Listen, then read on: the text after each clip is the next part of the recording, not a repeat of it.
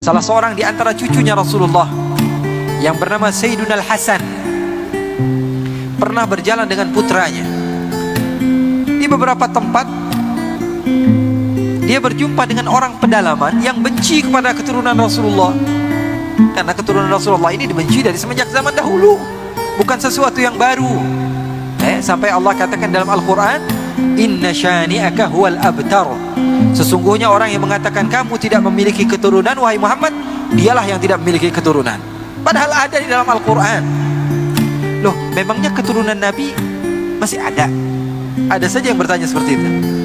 Kalau di dalam Musnad Al-Imam Ahmad bin Hanbal, Nabi Muhammad bercerita bahwa Imam Mahdi nanti di akhir zaman akan diutus oleh Allah Subhanahu wa ta'ala sebagai penyelamat kepada umat. Kata Rasul, dan dia dari keturunan saya. Sekarang pakai akal. Kalau nanti di akhir zaman ada keturunan Nabi, terus nongolnya dari mana kalau sekarang nggak ada keturunan Nabi? Fahami teks hadis Rasulullah, kemudian gunakan akal kalian. Kalau Nabi Muhammad mengatakan nanti di akhir zaman ada seorang imam yang bernama Imam Mahdi, dia namanya seperti nama saya, nama ayahnya seperti nama ayah saya, dan dia termasuk daripada keturunan saya. Kalau di dalam hadis dikatakan Imam Mahdi keturunan Nabi, munculnya dari mana kalau sekarang nggak ada keturunan Nabi? Apa tiba-tiba muncul begitu lahir? Paham atau tidak?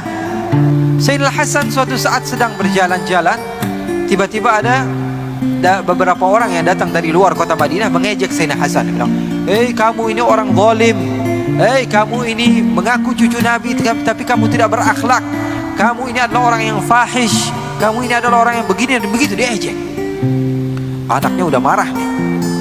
Anaknya sudah kesel. Dia bilang, "Ayah kok diejek gak marah-marah? Bapak kok dibilang begini, dibilang begitu, kok kamu tidak marah, biasa saja? Bahkan wajah kamu tidak berubah sedikit pun." Apa kata Sayyidina Hasan? Beliau mengatakan, "Saya pengen jawab, tapi kakek moyang saya dari semenjak dahulu tidak mengajarkan saya cara untuk berkata-kata kotor, sehingga saya tidak tahu kata-kata kotor. Untuk mengatakan sesuatu yang kotor saya tidak tahu, karena saya tidak diajarkan oleh orang tua saya." Subhanallah. Nabi Isa alaihissalatu wassalam, satu kisah yang menarik. Kalian pegang, kalian ajarkan kepada keluarga kalian, jangan kalian lupakan. Nabi Isa alaihissalatu wassalam pernah suatu saat sedang berjalan. Ketika beliau berjalan,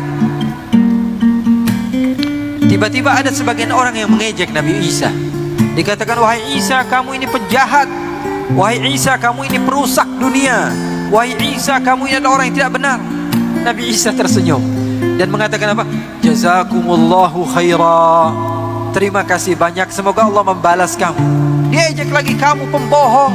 Wahai Isa, kamu pendusta." Ingat kisah ini, ajarkan kepada keluarga kalian. Bagaimana Nabi Isa ketika diejek, Nabi Isa dikatakan, "Kamu pembohong, kamu pendusta, kamu adalah pemecah belah umat." Apa kata Nabi Isa? "Jazakumullah khaira." Hawariyun, pengikut Nabi Isa, bingung. "Wahai guruku, kenapa kok kamu diejek?" Kamu jawabnya jazakumullah khairan, semoga Allah membalas kebaikan. Apa kata Nabi Isa? "Huwa yukhriju ma induh wa ana ukhriju ma indi." Apa kata Nabi Isa? Dia ini, orang-orang yang jahat ini, dia mengeluarkan apa yang ada di hatinya. Hatinya kotoran semua, yang keluar dari lidahnya apa? Kotoran juga. Saya cari-cari di hati saya, kotoran ada atau tidak? Tidak keluar dari hati saya kecuali apa? Jazakumullah khairan. Maka itulah yang keluar dari lidah saya. Paham atau tidak? Jadi lisan kalian menunjukkan watak kalian, tulisan kalian menunjukkan hati kalian. Semakin kotor kata-kata yang kalian keluarkan, semakin menunjukkan kapasitas hati kalian di dalam keimanan kepada Allah Subhanahu wa ta'ala.